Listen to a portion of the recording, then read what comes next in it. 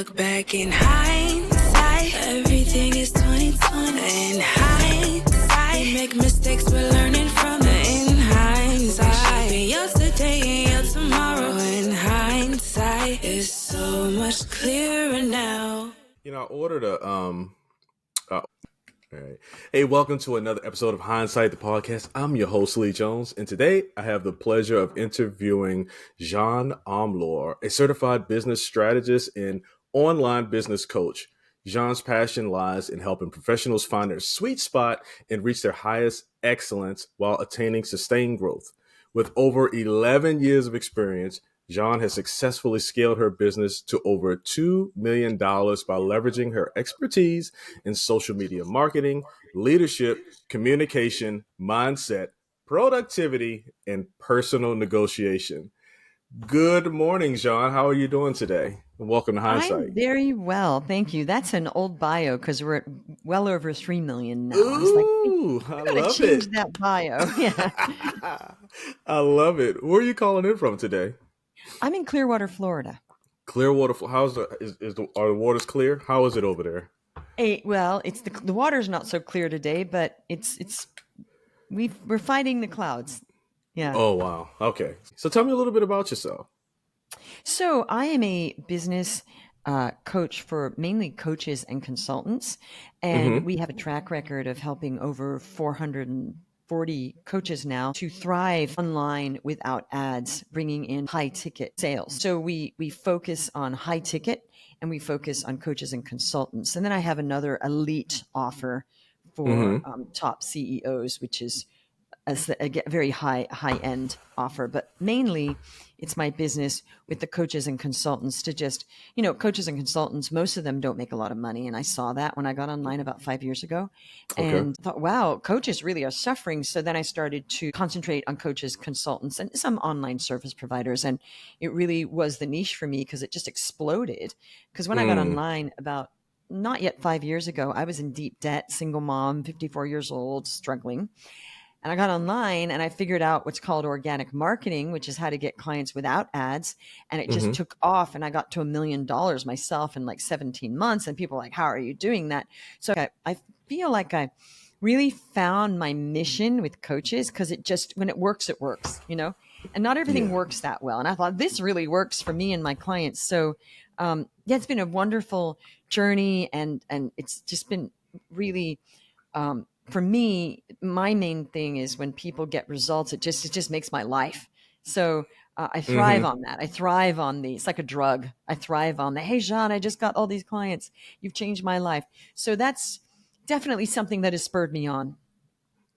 All right, this is hindsight. So I want to go back. What led to the change? You said when you switched over, you were a single mom. Did I get that right? In debt. And fast forward 5 years and you're doing super well. So what led you to change? And maybe even before we get to that, since we're really going hindsight, what led you, maybe some decisions that led you into being just so far in debt?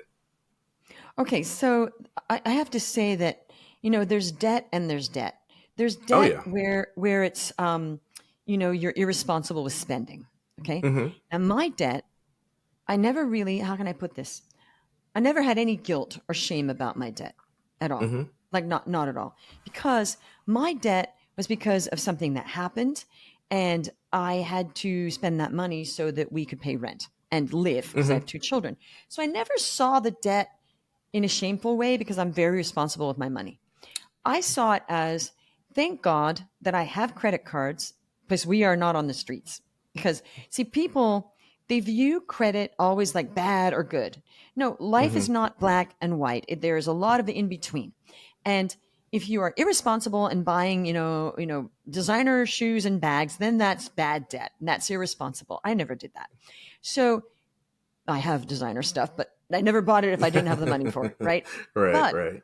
If you're going through a life transition and that credit is saving you from being on the streets and, being able to support your family, that is using your credit well. And by the way, I never paid interest. I always moved it to 0%. So my debt was never a bad debt. I have a really masterful way because I was an actress for many years and I figured a lot out about credit. And I would teach other actors how to not pay any interest. And they didn't know how to move stuff and get zero and move it, and it makes your credit score go up. So I helped a lot of actors stop paying money for no reason in interest. So my debt was fine. I'm like, well, I'm not paying interest on it. All good, all 0%. So I'm going to keep, just pay off what I need to. And I'm good with that. It's fine. Right.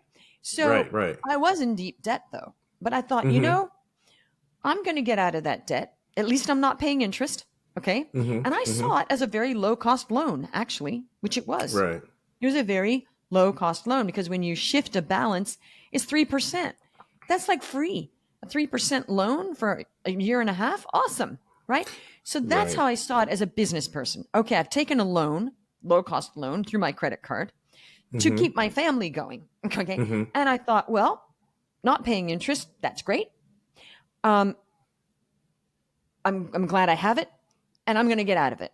But I need to heal right now. And I need to have my kids heal and we need to take care. But I was still working very hard to get clients offline. And that is broken. The whole offline model is so limited to what we can do now. So what the shift was I moved to another city, which was not a high investment kind of city. Like, people in California really invest in themselves.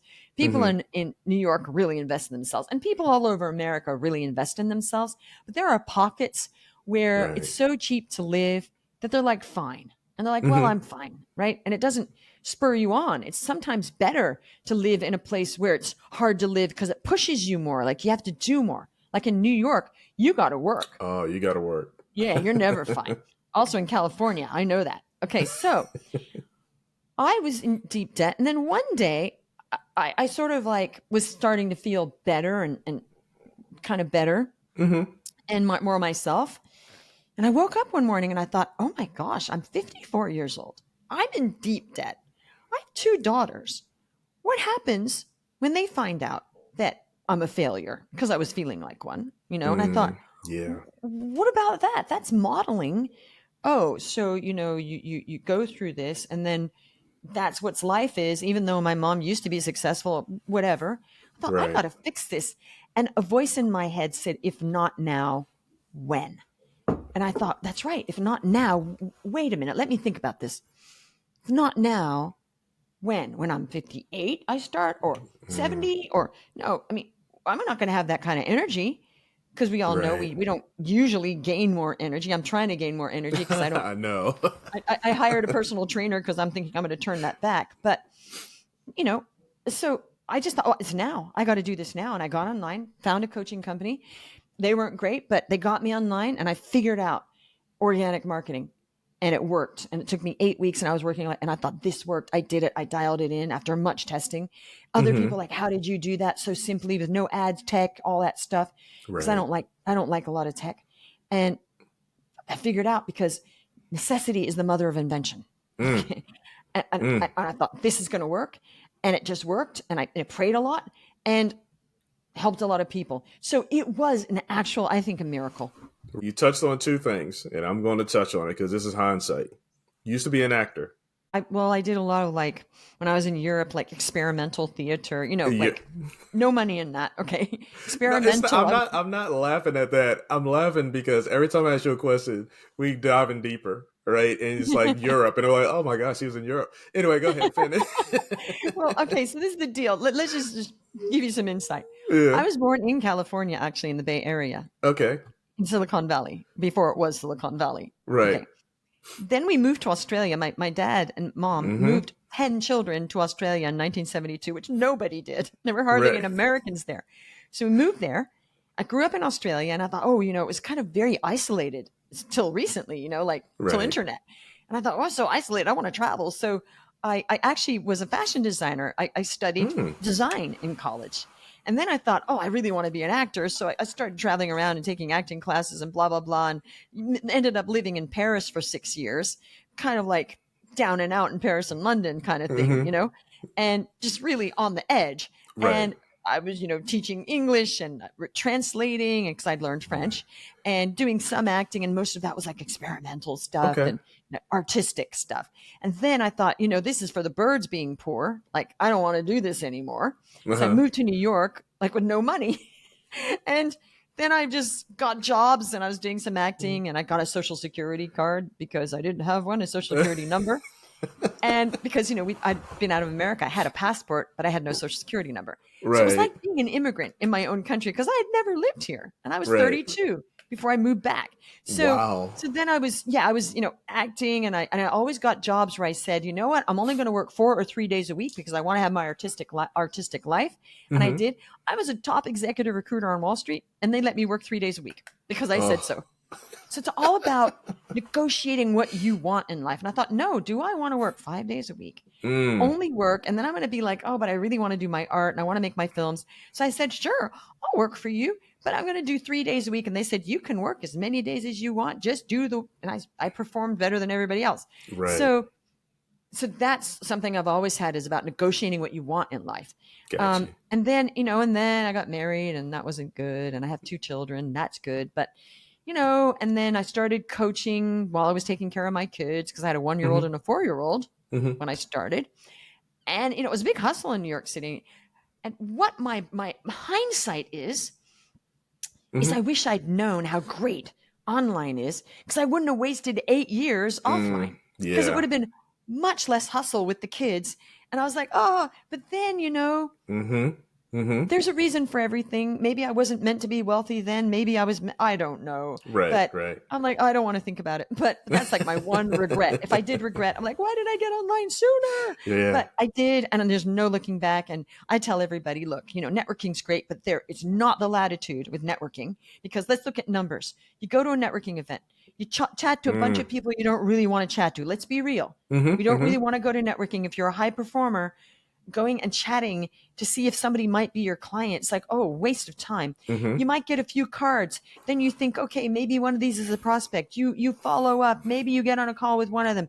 Maybe the numbers are so online, billions of people sifting through. They see what you do. They book a call. You get clients. Right. Much better.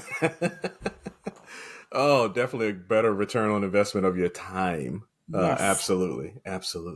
So you have a wealth, like most people do, of experience, but you have some unique ones: Australia and France, and just all the things that you do. Austria. Yes. Austria. Oh my goodness. So how much of all of this, all your totality of your life's journey, do you bring to your coaching business? That is such a great question, because I was thinking about this the other day, and it's really kind of like all of it. Because I started thinking, I thought, wait a minute. So I make these videos because I'm an actress. I have no problem churning out videos. I can write 3 bullet points on a Post-it and turn up and just talk. Okay. Yeah. Because I have a podcast as well. And some of it is just solo shows. I don't practice that. I just go theme and I just talk. And what's the name of it? So we it's can called business.wealth.impact. There you go. Okay. Business wealth. Business, but period. Okay. And so that comes into it definitely, and definitely content creation, because I was a filmmaker. So there's production comes into it, because a business is producing, like I'm producing a podcast, I'm producing content, I'm producing a course, I'm producing a curriculum, I'm producing even, a group coaching call. So people don't understand that everything you're doing is a production, everything. Right. So that systemization of producing, and because I used to produce short films, and that's really hard. Even producing a short film, getting all those people together and the food and everything, it's hard. So there's that. And the acting, I'm not acting, so that doesn't come into it. Actually, speaking as myself at first was very hard because it was me, but then I got over myself. But it's not easier for actors to speak when it's not themselves. It's actually harder sometimes. Makes sense. So there's that. And what else? And well, I wasn't really good. I learned time management after I became a coach. I thought I really need to be good at my time because I don't have any time. So I had to really be very strict about time blocking, which I never was before. So I became hyper productive and actually made a short program about that. That was my first program. So I guess it would be like the production, the being able to be on camera. What else? To improvise, because that's part of it. Just improvise a subject. Well, I had a blog, so the writing, definitely, that blog got me writing content every single day. I had a kids blog before. Right. That got me just producing. And what else? And also, I was a top executive recruiter on Wall Street. So talking to people, interviewing people, that is selling. That is. Absolutely. And conversations. Conversing is the same thing as in DMs or anywhere. So, and also negotiation. So negotiation. Everything. So what type of maybe some setbacks did you have along this journey once you started with the coaching? Obviously, you've overcome them. So can you think of one major one that just stands out that was a setback and you had to use all of your life experiences to overcome this challenge? Yeah. I'll be honest. It was my actual divorce. I was separated, and then the divorce happened later. And it was just the legal stuff. But I won't go into it. But that was a setback because it made me have to really, even though I still worked a bit, it took all of my energy and set me back in time, probably 2 years. So that, and then when I got online, it was sort of starting over. Right. Yeah. Okay. But life happens. Stuff happens. Right. Worse happens to other people, and I know that. The point, the message is keep moving. You got to keep moving forward. Right. And I kept working offline, but as I said, that's broken. And I worked a lot. I was doing so much networking and all sorts of stuff. Yeah. But the market I was in was not a good market for my wonderful coaching. My coaching, great, but there's no takers. So it wasn't like I wasn't working. Right. But I wasn't ready to get online yet. Right. So that's where the 2 years was lost because I would have gotten on sooner. Okay. Yeah. So what's the name of your company? It's Jeanne Omlor International, LLC. So what strategies do you recommend for entrepreneurs? Do you have entrepreneurs, or is it just industry leaders and businesses like that? Okay. So at the moment, my coaching business is really coaches, consultants, and certain online service providers. So it could be like, I don't know if you're a podcast coach, but say you were a podcast coach, you could be a client of mine, or even somebody that provides podcast services. That's still something that organic marketing works for. I know that. Right. So it's really that.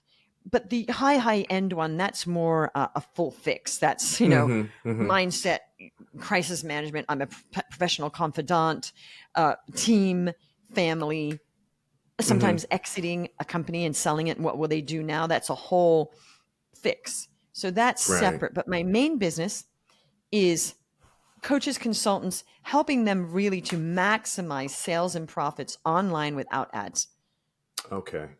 Yeah. Okay. And we've done a really good job, and it's really dialed in. I have a great team. So say I come to you and, you can give me the free advice right now. Don't give me the paid advice. But say I come to you right now and I say, hey, I'm starting a podcast, right? And I'm really trying to grow my audience, but I don't know where to start. What is one crucial bit of free information that you would tell me? For the podcast? For the podcast, yeah. Okay, I have a question before. Is the podcast, what is the goal of your podcast? The podcast, this particular one, is just really to inspire. And I'll give you a little bit of context. So when I first started Hindsight, I started with a friend of mine, Eric Gonzalez. And it was because we were both in the military and we transitioned out of the military. So we wanted to focus on some of the obstacles that we faced, right? And then some options or some companies, just different mindset things that you need to check yourself with before you get out of the military to help you with that transition. So that was the initial reason for Hindsight. And then it kind of morphed into a podcast about just transition. It could be career, it could be relationship, and how we don't want to get stuck, right? So that's the context really of the podcast. Okay, well, I love your mission because it's so important, people coming out of the military, because they're lost, right? So God bless you for that, right? So really you just want to grow and do you have any other service attached to this? Like, are you a coach as well? No, I do not have any right now, but talking to you, it's inspiring me. Yeah, we should talk. I think you could be a coach. Okay. And actually my genius zone, I'll tell you my absolutely genius zone is crafting offers from I see people and I'm like, wow, we could broker that knowledge and you could become a coach. And that is my absolute genius zone. People are like, I cannot believe that you crafted an offer and I'm selling it. Right. High ticket. Right. I crafted one this morning and the woman was like, oh my goodness, Oh, I never would wow. have thought about that. Yeah. Yeah. So, and I actually figured out how she could even coach people. She said, oh my goodness, we have to do this. So podcast. Okay. Let me just go through some ideas. Number one, are you using any kind of SEO? I think there's one called Mopod, some SEO service that does SEO for podcasts. Okay. There's one that's about $100 a month. I think it's called Mopod. I think I might, something like that, but I'll find it for you. So you can, that's like $100 a month. You can actually get SEO just for podcasts. Right. That they put certain, now is your podcast on also YouTube? It is on YouTube, yes. Good, because that's the hashtag on YouTube, because the podcast section of YouTube gets more views now than iTunes. So that is the way to go. Right. It surpassed that, and that's new. Okay. So I would get light SEO on your podcast for about $100 a month. That's the first thing. Right. That'll make a difference. Number two thing is you have to get yourself on a bunch of podcasts to talk about your podcast. Right. Okay. Now, you asked about my podcast. Okay. Yes. And I told you. And of Yes. course, we're going to put it in the show notes because now we ask everybody to put my podcast in the show notes. Yep. So getting on other podcasts is growing my podcast. Right. Make sense? Yep. So I would do light SEO, about $100 a month, just for podcasts. I would get yourself on a bunch of podcasts. And is your goal still with the veterans, or it's veterans and like a lot of other people now? Veterans and like a lot of other people. More like mid-level career is the target. Okay. So then you should be reaching out to all the veteran communities and ask if those people want to be on your podcast. Right. So say you're Veterans Affairs. I mean, I don't know, right? Yeah. You reach out and say, hey, I have a podcast. Would you be on my podcast? Then they're on the podcast. And then you ask them to disseminate the information about the podcast to their community. So now you have people from veteran organizations on your podcast, and they're going to want to share the show. So then all the people that are on their mailing list or wherever they put it, then know about your podcast. Right. So for you, I think that would be the way to go. Okay. I like it. Yeah. I would. Oh, I do have a pen right here. I usually am writing down notes because I get so much amazing feedback. So, action item 1. No, I got it. But I appreciate that. Yeah, and hell, that's the free version, That was the free right? stuff. That's a freebie. So keep that in mind. Anyone who's listening or watching the podcast right now, you're going to get some quality feedback, some quality action steps on what it is that you're trying to achieve. And I love the fact that you asked me questions first. What am I trying to achieve? So I appreciate that feedback.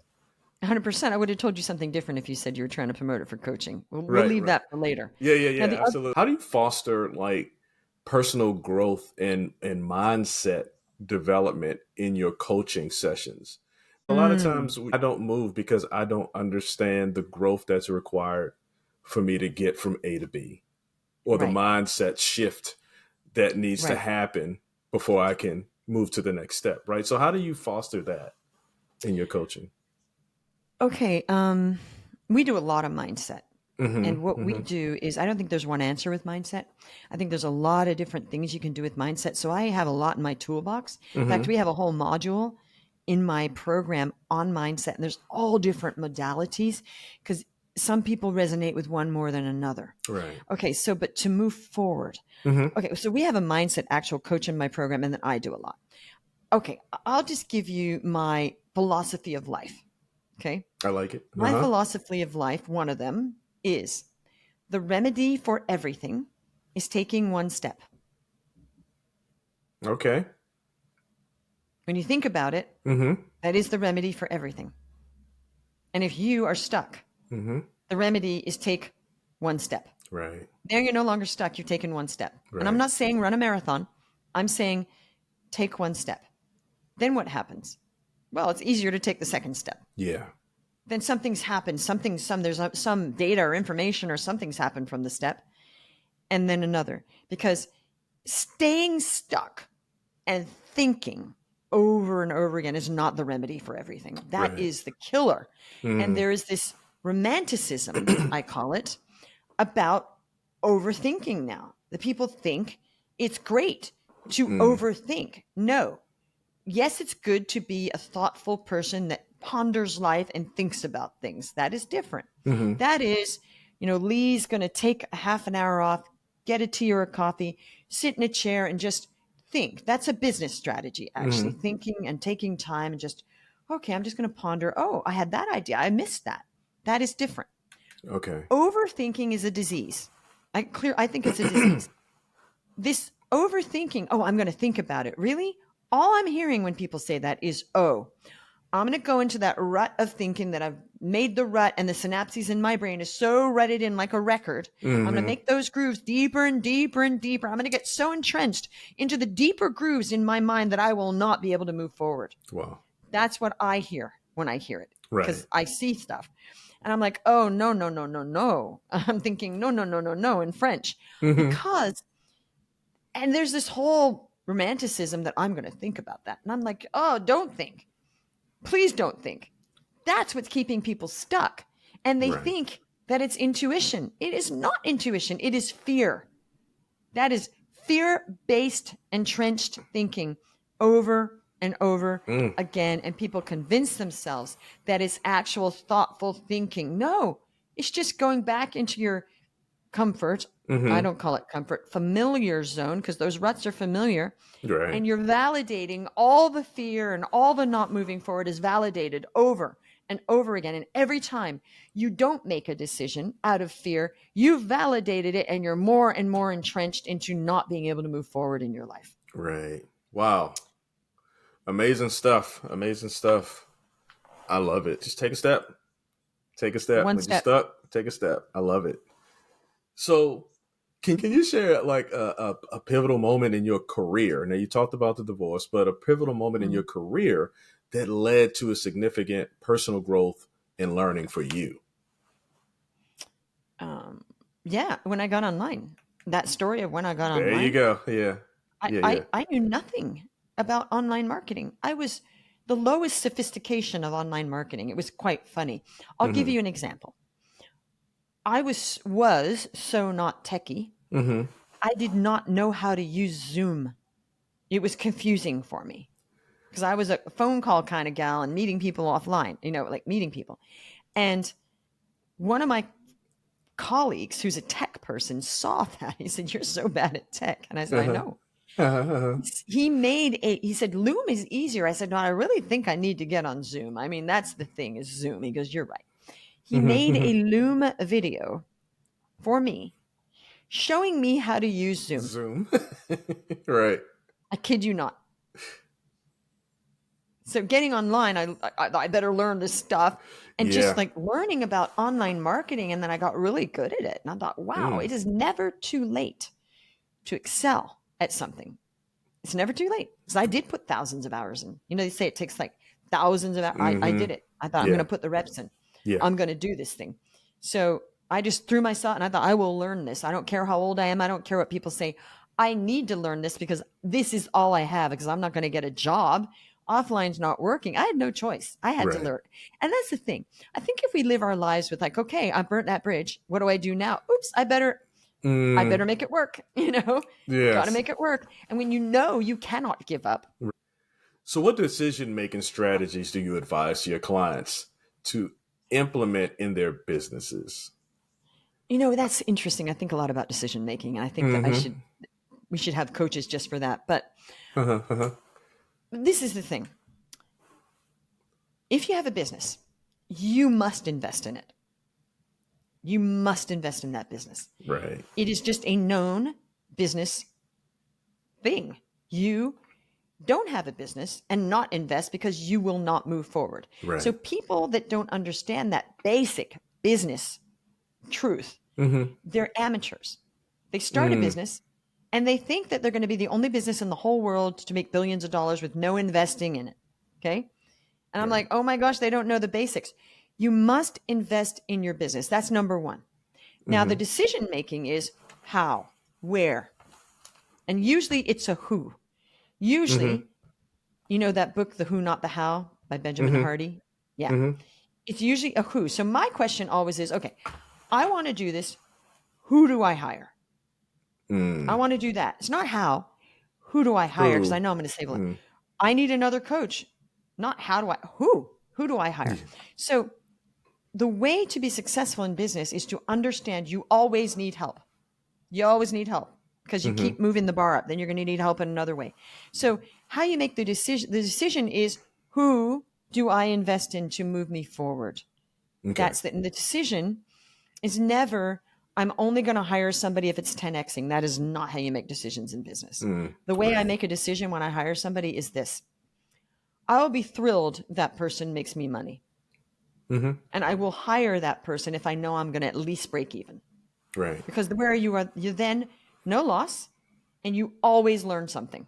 Right. So that's how have I made really, really bad decisions? Sure. We all have. I've hired the wrong people sometimes because we don't know everything about the person. We have to have some level of trust.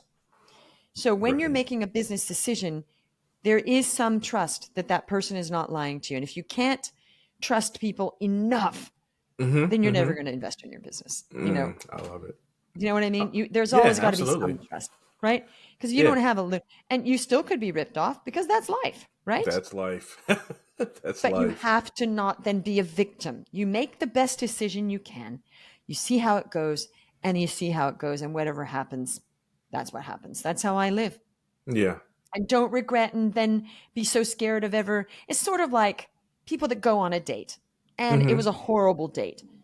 Do they give up dating and not get married? Yeah. No. Right. Same for business. You keep going because you want to get to that next. If you want to get to $1 million, you got to keep going.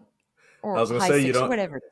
I was going to say you don't get stuck. You take that step, right? You don't dwell in it too long. You get it together and then you take a step. I love it. Sort of like dating. If you have a bad date, you don't go, oh my gosh, I'm not going to date for 5 years. You go, okay, that was a bad experience. Next, right? Yes, absolutely. So you talked about investing your time, right, in business success. So how do you help entrepreneurs strike a balance between work and personal life? Great question. Again, you have great questions. I love them. First of all, when you start a business, forget balance. That is just rubbish. We all know when you first start a business, you do need to put some hustle in to get that business up. So if you have an attitude of, oh, I want to have a 4-hour work week when I start my business. Unless you have a lot of money to plug people in and get hiring managers and all sorts of stuff, you can't do that. Right. So we know, unless you're in La La Land or you've been reading too much of the 4-hour work week when you first start, and even Tim Ferriss admitted he works way more than 4 hours a week, way more. It was just the idea sounded good. You're going to have to put more in. Then I don't believe people should be burnt out. And I don't believe in burnout myself. I've never burnt out because I don't believe in it. Okay. Because I don't believe in it. So it's not going to happen because I would get help before that happens. So what you do is you hire people to do things. You integrate one person. Okay, I'm putting a lot of work in. Now I can afford to hire one person to do this. Get some time back.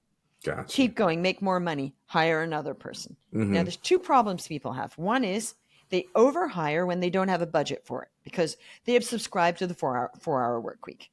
No, you need to not hire people if you're hardly making any money because you're not going to be able to sustain that.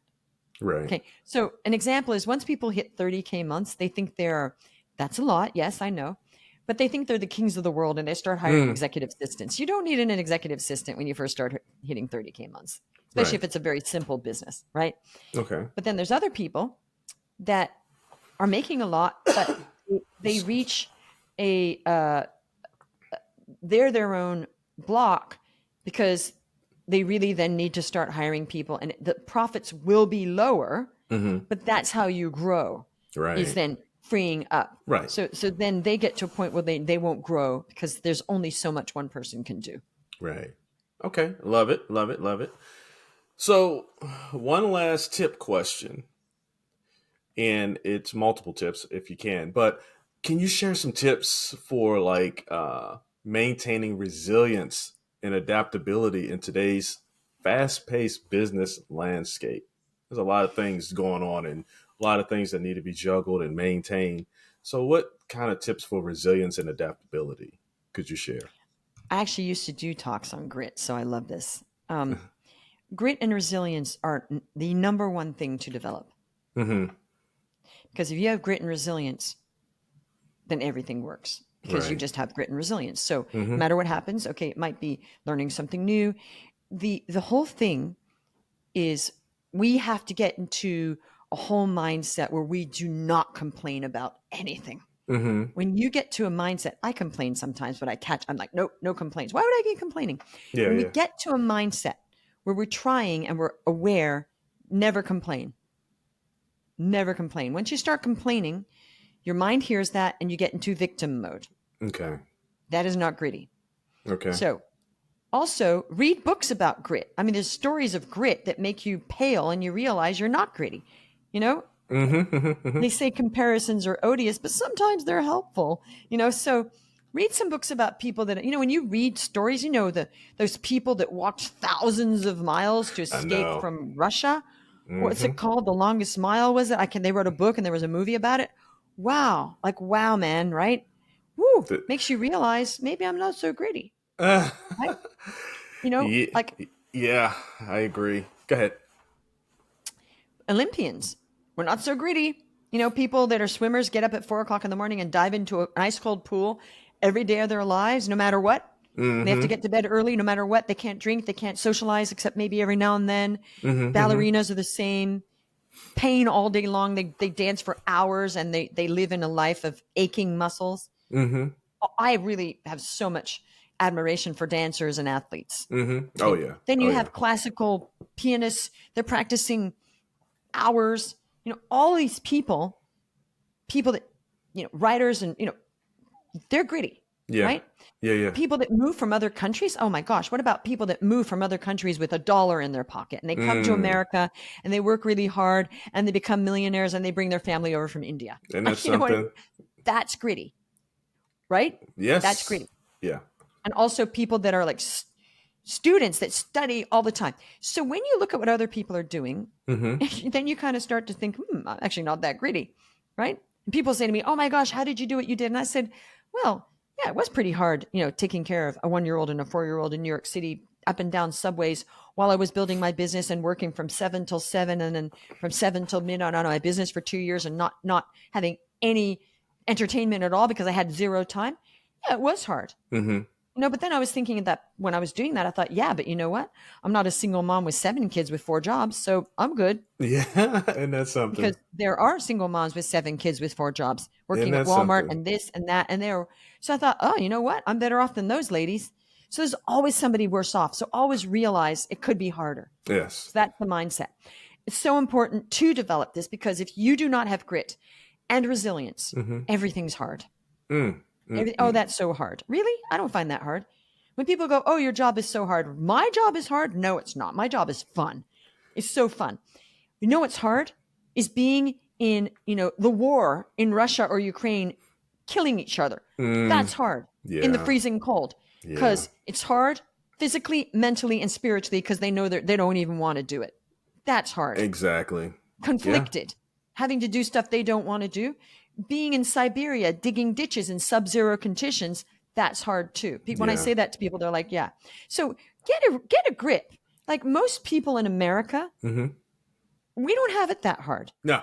Most people. There are very poor people who have it really hard. I agree. People listening to this podcast probably aren't those people. Maybe they are. I don't know. But yeah, we all have our problems. We all have social problems. We have family problems. We have health problems. We have aging parents. We have kids with problems, money problems, debt, bad investments, you name it. Bad bosses, worries, right?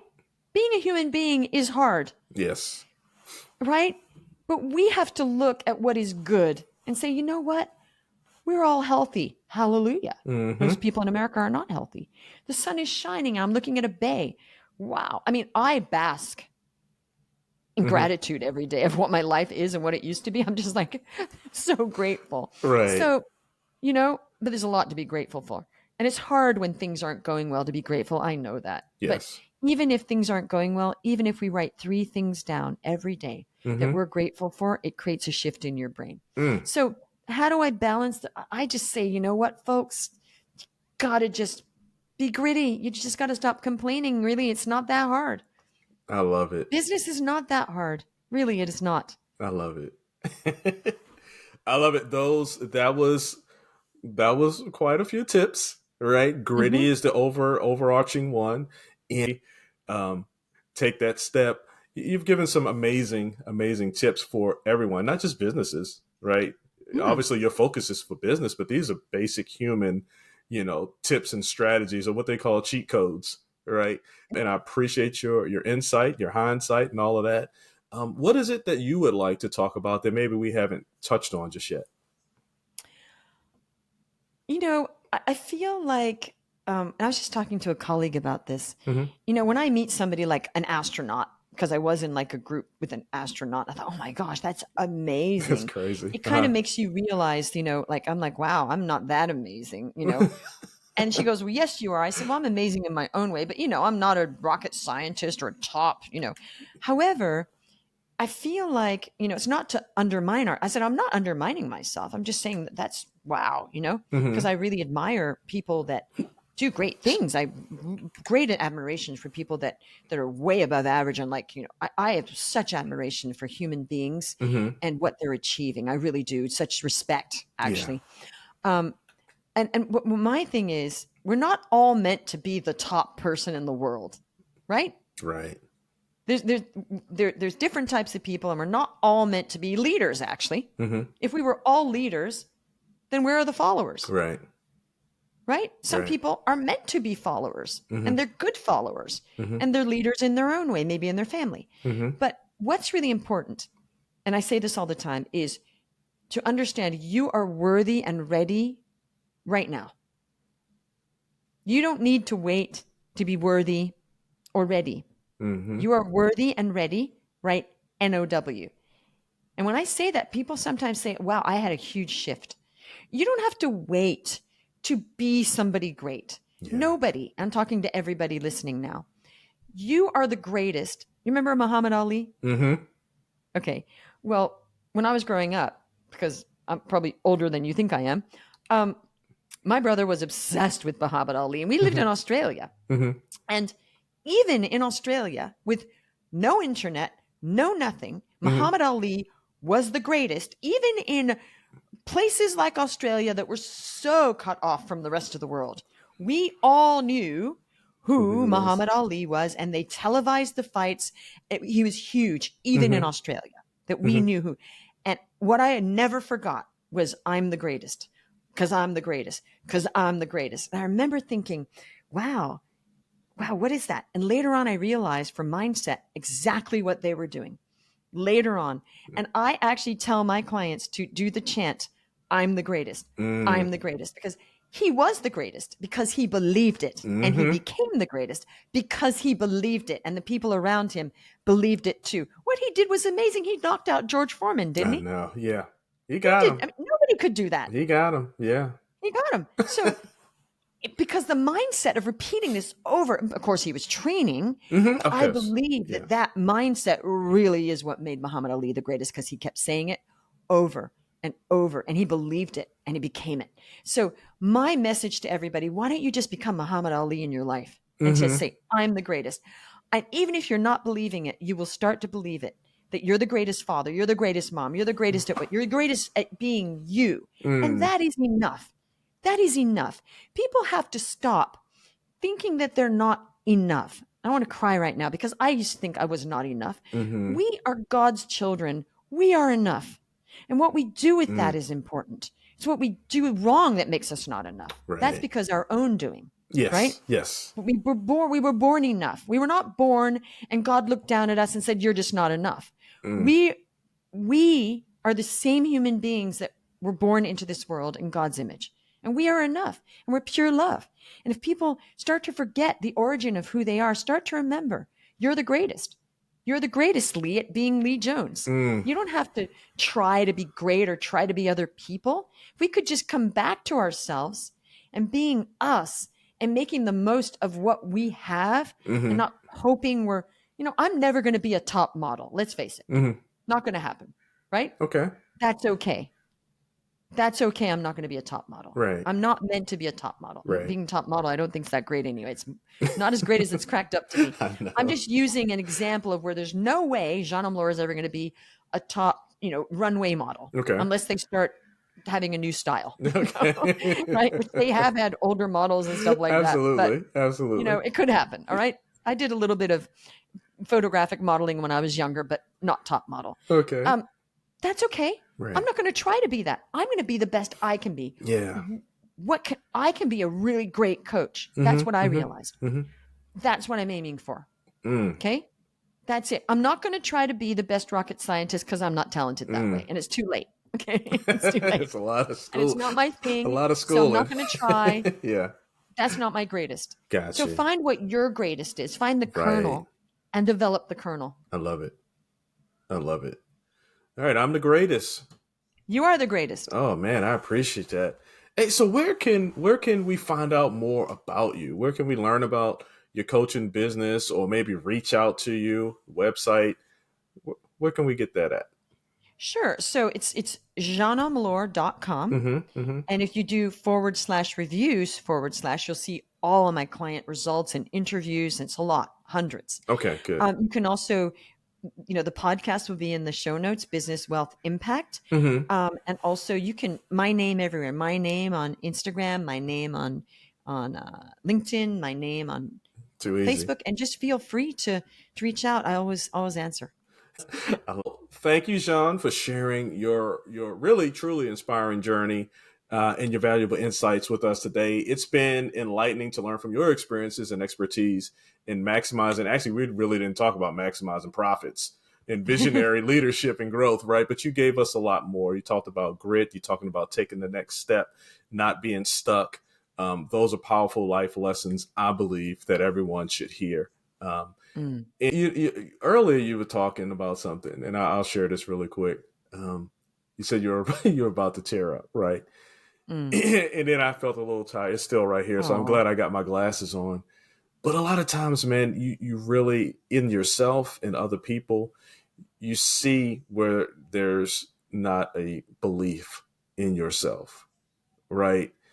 And that is a challenging mindset to overcome, because you look at these people that are at the top of their games, right? But what you don't see, and you mentioned it, all the work and stuff that they put into it, and it's things that you could do too. Now, maybe you're not going to be Michael Jordan, or you're not going to be Muhammad Ali, right? But you can be the best at what it is that you're meant to be, right? And understanding that. So it really resonated with me when you said, I am the greatest. You know what I mean? When I was in the Army and we had to do public speaking, right? Well, I was like everybody. Most people don't really like public speaking, right? The greatest feedback that I got was to be yourself. And that means understanding who you are. Stop trying to imitate everyone else and be yourself, right? Now, you can learn different strategies and stuff like that from other people, right? But you're not made or designed to be them. No. You're designed and made to be you. And you're valuable. So why would you want to be? Why would you want to be a knockoff, a fake? Why would you want to be the fake Louis Vuitton bag when you could be Louis Vuitton? Right? Exactly. Right. Why? But that's okay. I mean, no judgment. We all kind of do that. At some Absolutely. point because we don't think we're enough, And if we start to understand that we are enough, and if you do that, I'm the greatest as a chant over and over and over again, it's hard because sometimes people in our lives make us feel we're not enough, and you're dealing with struggling to feel like I'm enough, but I'm being told I'm not enough every single day of my life, right? So that you need to develop inner strength of I don't have to try to be enough. I'm enough, right? Because I am. I'm enough because I am. What you do with your amness, that's up to you. Doesn't make you more enough. It just makes you more skilled, more rich, more whatever. It's not making you more of enough. Does that make sense? Yeah, absolutely. It's just the same you, but now you put in more reps and you played tennis more and now you're better at tennis. Or now you studied more and you become a rocket scientist. Right. Now you've made more money because you're helping more people like me. I don't feel like any different. Like I'm different in the sense I have less stress now because I don't have to worry about finances. But I'm not like a completely different person. I'm the same person. I have a good car now. I don't have worries. Right. I'm be able to make some investments, and I'm helping more people. Now, the helping more people part, that has made me feel more. Absolutely. That part Absolutely. made me feel more. But I was always enough. I'm not more enoughness. I'm not now like a better person than everybody else. I'm better than I was because I'm creating more impact. Sure. But it's not like I'm a completely different person. I'm not. I'm the same person I was when I was broke. Right. Except now I'm not broke. Right. Same person. Well, Jeanne, I wish you continued success in empowering others to unlock their ultimate potential and achieve their business and their personal goals. I've really had an enjoyable time talking to you, picking your brain, getting some of that hindsight, that knowledge, that experience that you've had in your life's journey, and now I can incorporate some of those things into mine, and I really truly appreciate that. Well, you are so welcome. It's been a pleasure to be here.